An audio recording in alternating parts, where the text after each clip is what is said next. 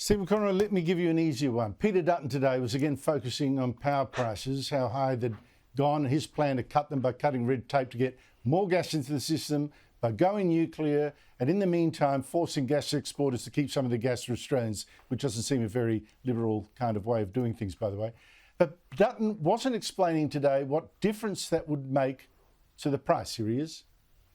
Mr Dutton, how much will Australians' electricity and gas prices be cut by in the first term of government if you're elected, or is the cut of not such sufficient size that you're really looking to stabilise the price after these price rises? There are two offerings at the next election, Andrew. One is from the government, which is guaranteeing you that electricity prices will go higher if Labor's re-elected. Right, let's be clear about that. Electricity and gas is up by 32% and 34% now. Mr Albanese's plan promises Australians that they will pay more for electricity and gas after the election. Our plan, which is to create an East Coast reserve, brings more gas into the system. But you're looking to just stabilise it or actually cut it? We will have, in terms of our offering at the next election, to the Australian people, a definite plan about how we can reduce prices. Now, Stephen, to be fair to him, with there's many factors affecting gas prices, from war overseas to the demand and weather right here, impossible to give a precise figure.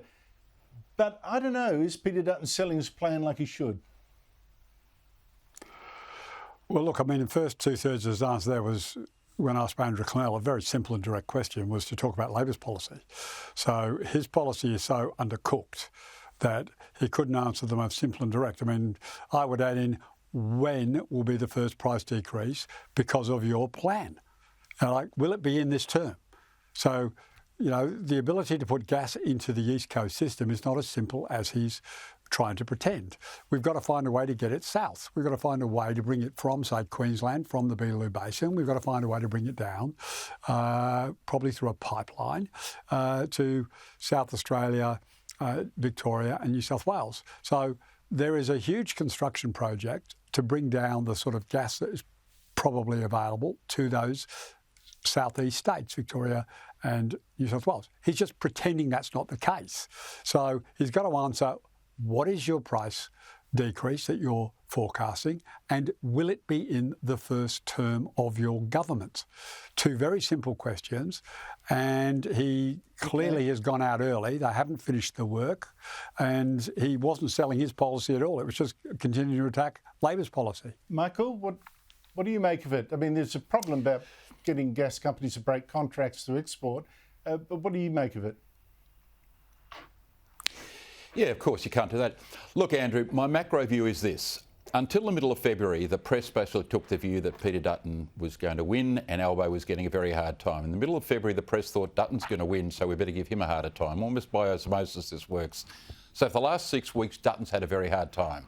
Now we are where we are, where Albo looks as if he's going to win. Now the focus is going to turn back on Labor, and I think you're going to see Dutton's polls increase. And the reason you're going to see his polls increase between now and the election is not only have Labor lost the last 7 elections in voting terms, as the Australian pointed out this morning. So from beginning to end of the election, Labor's vote has declined 7 elections in a row.